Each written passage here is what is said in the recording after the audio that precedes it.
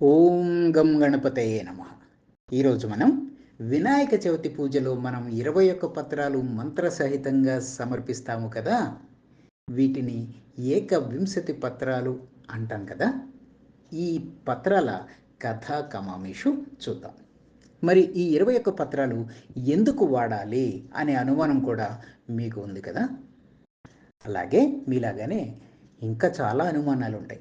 మనం సేకరించిన లేదా బజారులో కొన్న పత్రాలలో ఎన్ని నిజంగా ఏకవింశతి పత్రాలు ఉన్నాయి?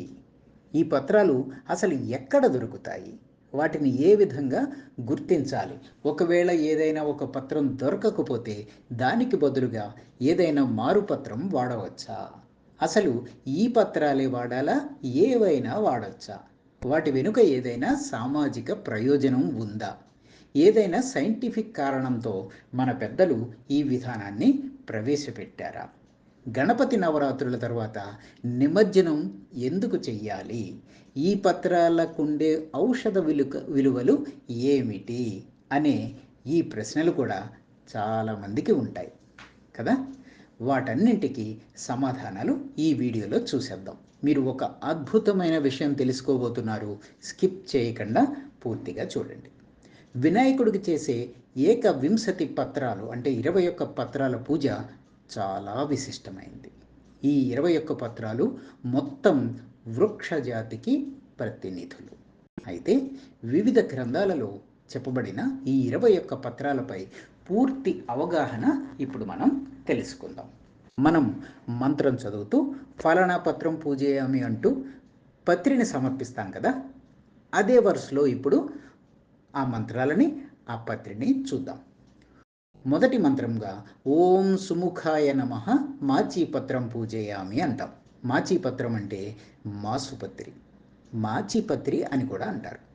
దీని ఔషధ గుణాలు దద్దుర్లు, తలనొప్పి, వాతనొప్పులు, కళ్ళ సంబంధ వ్యాధులు, చర్మ సంబంధ వ్యాధులకి ఇది ఔషధం. చేమంతి జాతికి చెందిన దీని ఆకులు సువాసనాభరితంగా ఉంటాయి. ఇది మీ ఇంటిలోనో పక్క ఇంటిలోనో దొరికేస్తుంది. ఒకవేళ దొరకకపోతే మారుపత్రంగా చేమంతి ఆకులని వాడవచ్చు. రెండవ మంత్రంగా ఓం గణాధిపాయ నమః బృహదీపత్రం పూజయామి అని సమర్పిస్తాం.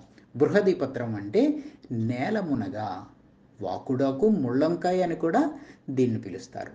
ఆకులు వంగ ఆకులు మాదిరిగా ఉంటాయి. తెల్లని చారలతో గుండ్రని కాయలుంటాయి. కాయలకి ఆకులకి కూడా పదునైన ముళ్ళుంటాయి. దగ్గు, జలుబు, జ్వరం, అజీర్ణం, మూత్ర సంబంధ వ్యాధులు, నేత్ర సంబంధిత వ్యాధులను ఇది నయం చేయడానికి ఉపయోగపడుతుంది. వర్షాకాలంలో సహజంగా పెరిగే మొక్క ఇది. ఒకవేళ దొరకకపోతే మారుపత్రంగా వంగ లేదా ఉమ్మెత్తలని వాడవచ్చు. ఇంకా మూడవ మంత్రం దగ్గరికి వచ్చేటప్పటికి ఓం ఉమాపుత్రాయ నమః బిల్వపత్రం పూజయామి అంటాం. బిల్వపత్రం అంటే మారేడు ఆకు. శివుడికి ఉన్న 3 కళ్ళలాగా ఈ ఆకుకి, ఈ పత్రానికి 3 ఆకులు ఉంటాయి. ఇవి శివుడికి చాలా ఇష్టం. అలాగే శ్రీ మహాలక్ష్మీదేవికి కూడా ఇష్టమైందని చెబుతారు. మీ దేవాలయం దగ్గర లేదా మీ పక్కింటిలో దొరికేస్తాయి.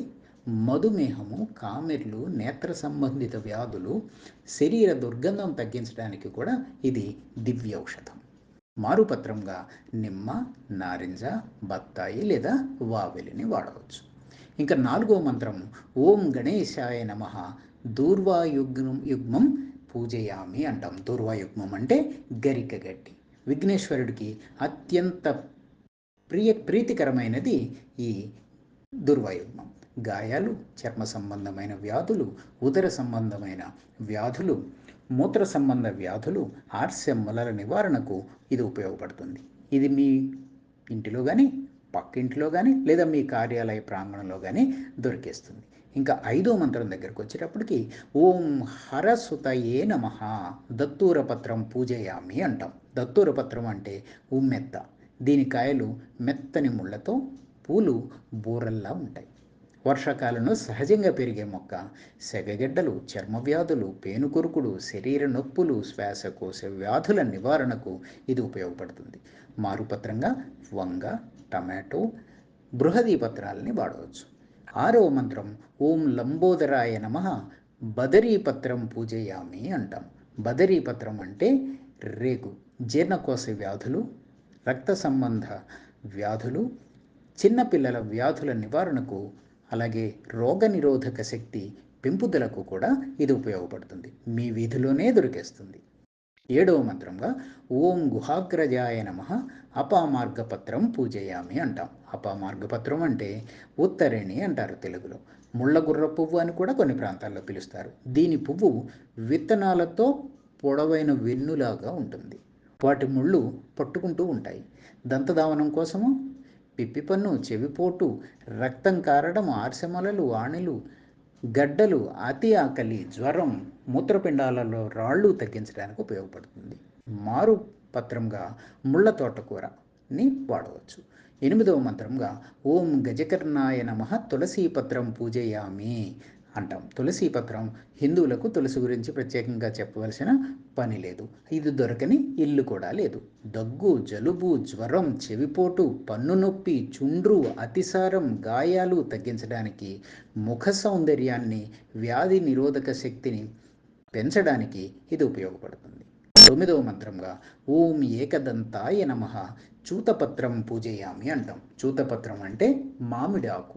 ఈ ఆకుకి మన శుభకార్యాల్లో విశిష్టమైన స్థానం ఉంది కదా. రక్త విరేచనాలు, చర్మ వ్యాధులు, ఇంటిలోని క్రిమికీటకాల నివారణకు దీన్ని వాడతారు. ఇంట్లో ఉన్న చెడు వాయువును ఇది నివారిస్తుంది. ఇంకా 10వ మంత్రం దగ్గరికి వచ్చేటప్పటికి ఓం వికటాయ నమః కరివీరపత్రం పూజయామి అంటాం. కరివీరపత్రం అంటే గన్నేరు. తెలుపు, పసుపు, ఎరుపు రంగులో పువ్వులుంటాయి. పూజలో ఈ పూలకు విశిష్ట స్థానం ఉంది. కణుతులు, తేలుకాట్లు, దురద, కళ్ళ సంబంధమైన వ్యాధులు, చర్మ సంబంధమైన వ్యాధులను తగ్గించడానికి ఇది ఉపయోగపడుతుంది. 11వ మంత్రంగా ఓం భిన్నదంతాయ నమః విష్ణుక్రాంతపత్రం పూజయామి అంటాం. విష్ణుక్రాంతపత్రం అంటే ఇది నీలం తెలుపు పువ్వులుండే ఒక పాదు. నీలం రంగు పువ్వులుంటే దాన్ని విష్ణుకాంతపత్రము అంటాం. శంఖం పూలుగా కూడా ప్రసిద్ధి. ప్రతి చోట దొరుకుతుంది. జ్వరం, కఫం, పడిశం, దగ్గు, ఉబ్బసం తగ్గించడానికి, జ్ఞాపక శక్తి పెంపొందించడానికి ఇది ఉపయోగపడుతుంది. 12వ మంత్రం ఓం వటవే నమః దాడిమీపత్రం పూజయామి అంటాం. దాడిమి అంటే దానిమ్మ. శక్తి స్వరూపిణి అయిన అంబకు దాడిమీపత్ర నైవేద్యం, దాడిమి ఫల నైవేద్యం ఎంతో ఇష్టం. అతిసారము, దగ్గు, కామెర్లు, ఆర్సెమలలు, ముక్కు నుండి రక్తం కారడం, కండ్ల కలకలు, గొంతు నొప్పి, చర్మ వ్యాధులు తగ్గించడానికి ఇది ఉపయోగపడుతుంది. మారుపత్రం జామ.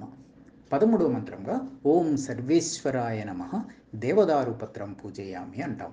దేవదారు దేవతలకు అత్యంత ఇష్టమైన ఆకు. హిమాలయాల్లో పెరుగుతుంది. అజీర్తి, పొట్ట సంబంధమైన చర్మ వ్యాధులు, కంటి సంబంధమైన వ్యాధులు తగ్గించడానికి ఉపయోగపడుతుంది. మారుపత్రంగా అనాస కానీ లేదా ఏదో ఒక పత్రిని మళ్ళీ వాడండి. 14వ మంత్రంగా ఓం ఫాలచంద్రాయ నమః మరువక పత్రం పూజయామి అంటాం. మరువక పత్రం అంటే మరువం. జీర్ణశక్తికి, ఆకలిని పెంపొందించడానికి, జుట్టు రాలడము, చర్మ వ్యాధులు తగ్గించడానికి దీనిని ఉపయోగిస్తారు. ఇది దొరకకపోతే మారుపత్రంగా మాచీపత్రం కానీ దవనం కానీ వాడవచ్చు. 15వ మంత్రంగా ఓం హేరంభాయ నమః సింధువార పత్రం పూజయామి అంటాం. సింధువార పత్రం అంటే వావిలి. కంచెలలో ఇది సహజంగా పెరిగే చెట్టు. సన్నని పూలతో తెల్లని గుత్తులుంటాయి. జ్వరం, తలనొప్పి, కీళ్ల నొప్పులు, వాతము, చర్మ వ్యాధులు, మూర్ఛవ్యాధి, ప్రసవం తర్వాత వచ్చే ఇబ్బందులను తగ్గించడానికి ఉపయోగిస్తారు. మారుపత్రం బిల్వము లేదా మారేడు. 16వ మంత్రంగా ఓం శూర్పకర్ణాయ నమః జాజీపత్రం పూజయామి అంటాం. జాజీపత్రం అంటే సన్నజాజి అనే మల్లి జాతి మొక్క. వాతనొప్పులు, జీర్ణాశయ వ్యాధులు, నోటిపూత, దుర్వాసన, కామెర్లు, చర్మ వ్యాధులు తగ్గించడానికి ఇది ఉపయోగపడుతుంది. మారుపత్రంగా సన్నజాజిని లేదా మల్లిని వాడవచ్చు. 17వ మంత్రము ఓం సురాగ్రజాయ నమః గంటకీ పత్రం పూజయామి అంటాం. గంటకీ పత్రం అంటే దేవకాంచనము. మూర్ఛవ్యాధి, కఫము, పొట్ట సంబంధమైన వ్యాధులు, నులి పురుగుల నివారణకు ఇది ఉపయోగపడుతుంది. ఆకులు విస్తరాకులు కుట్టే అడ్డాకులు ఉంటాయే, ఆ అడ్డాకులకు బుజ్జి రూపాల్లాగా ఉంటాయి ఈ ఆకులు. పూజల్లో విస్తారంగా వాడతారు. దేవాలయాల్లో ఈ చెట్టు కనపడుతుంది. ఒకవేళ దొరకకపోతే మారుపత్రంగా తంగేడుని వాడవచ్చు. ఇంకా 18వ మంత్రము ఓం యభవక్త్రాయ నమః శమీపత్రం పూజయామి అంటాం. అంటే జమ్మి ఆకు, ముళ్ళుండే ఈ చెట్టుపైనే పాండవులు తమ ఆయుధాలు దాచిపెడతారు అజ్ఞాతవాసానికి ముందు. దసరా రోజుల్లో ఈ చెట్టుకు ప్రత్యేక పూజలు నిర్వహిస్తారు.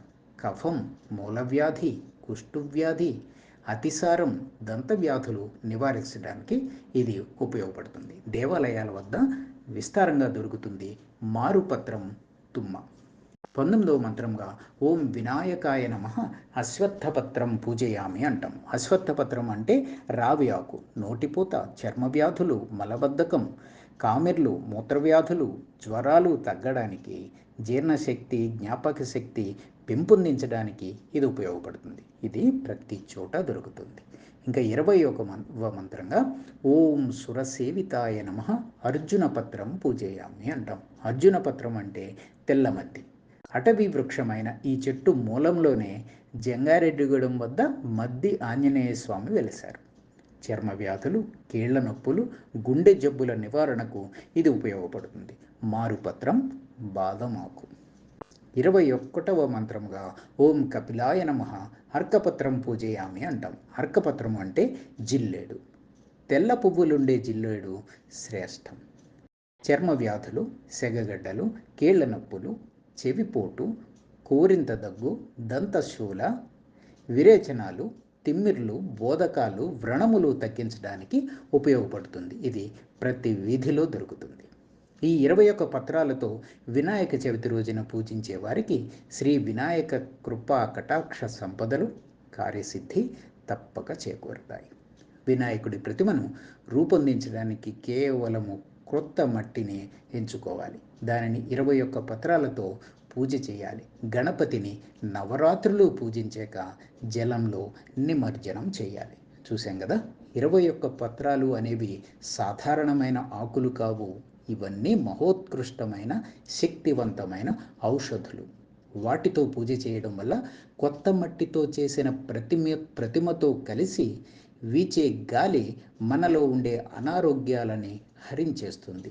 9 రోజుల పూజ తర్వాత నిమజ్జనం ఎందుకంటే చెరువులు, బావులు, నదులలో వర్షాల వల్ల నీరు కలుషితం కావడం సర్వసాధారణం. వీటిని శుభ్రం చేయడానికి ఈ 21 పత్రాలతో పూజ చేసిన ఈ పత్రే సరైన సమాధానం. అందుకే 9 రోజుల పూజ తర్వాత ఆ పత్రితో పాటు మట్టి విగ్రహాన్ని కూడా నదుల్లో, చెరువుల్లో, బావుల్లో నిమజ్జనం చేయాలి. అలా నీటిలో కలిపిన మట్టి 21 రకాల పత్రితో కలిసి 23 గంటలయ్యాక తమలో ఉన్న ఔషధీయత గుణాల ఆల్కలాయిడ్స్ని ఆ జలంలోకి వదిలేస్తాయి. అవి బ్యాక్టీరియాను నిర్మూలించి జలాల్లో ఆక్సిజన్ శాతాన్ని పెంచుతాయి. ఇది వినాయక నిమజ్జనం వెనుక ఉండే పర్యావరణ పరిరక్షణ రహస్యం. మీ అనుమానం దగ్గరికే వస్తున్నాను. కొన్నిటికి మారుపత్రం చెప్పలేదేంటనే కదా మీ అనుమానం. సరే, అక్కడికే వచ్చేస్తున్నాం. అనుకున్నాం కదా, మనం సమర్పించే పత్రాలన్నీ ఔషధ గుణాలు గల పత్రాలని, అవి మొత్తం వృక్షజాతికి ప్రతినిధులని అనుకున్నాం కదా. మరి ఔషధము కాని ఆకు ఏదైనా ఉందా అంటే ఆయుర్వేద ప్రకారం చెప్పాలంటే లేదు అనే చెప్పాలి. మరి ఏ పత్రమైనా వినాయక పూజలో వాడొచ్చా అంటే అవును, వాడొచ్చు అనే చెప్పుకోవాలి. అయితే ఒక్కటే అర్హత కావాలి. ఆ అర్హత ఆ ఆకుకి కాదు, ఎందుకంటే అది ఔషధమే. మరి అర్హత ఎవరికి ఉండాలి అంటే అది సమర్పించే మీకు అర్హత ఉండాలి. ఆ అర్హత ఏంటంటే సమర్పించే పత్రం యొక్క పేరు మీకు తెలిసి ఉండాలి, దానిలో ఉన్న ఔషధ గుణం మీకు తెలిసి ఉండాలి. ఆ రెంటిని తలుచుకుంటూ మీరు ఆ పత్రం సమర్పిస్తే అప్పుడు మీరు అర్హులు. అప్పుడు మీరు ఏ పత్రినైనా ఏ మంత్రంతో పాటునైనా సమర్పించవచ్చు. ఈ విధంగా వినాయక చవితి పూజలో ఎన్నో వైద్య రహస్యాలు ఉండడం ఒక గొప్ప విషయం. అయితే నిజానికి ఈ సామూహిక వినాయక చవితి పూజ అనే దానిని సమాజాన్ని మేలుకొల్పి స్వాతంత్ర్య సమరంలో సామాన్యులు కూడా పాల్గొనేలాగా చేయడానికి మరియు హైందవ సంఘటిత శక్తిని చాటేందుకు లోకమాన్య బాలగంగాధర్ తిలక్ గారు ఆరంభించారు. మతం అంటే మానవత్వంగా ఉండాలి కదా. మత విశ్వాసాల పేరున కూడా ఇంత మంచి పనులు చేసే వినాయక చవితి మన సనాతన ధర్మానికి చక్కని ప్రతీక కదా. భక్తి శ్రద్ధలతో ఈ పండుగ చక్కగా జరుపుకోవాలని, సామాజిక సేవ ప్రధాన లక్ష్యంగా మీ ఇంట, మీ మండపాలలో కూడా ఈ పండుగ ఘనంగా జరగాలని శుభాకాంక్షలు. ఓం గం గణపతయే నమః. జై శ్రీకృష్ణ.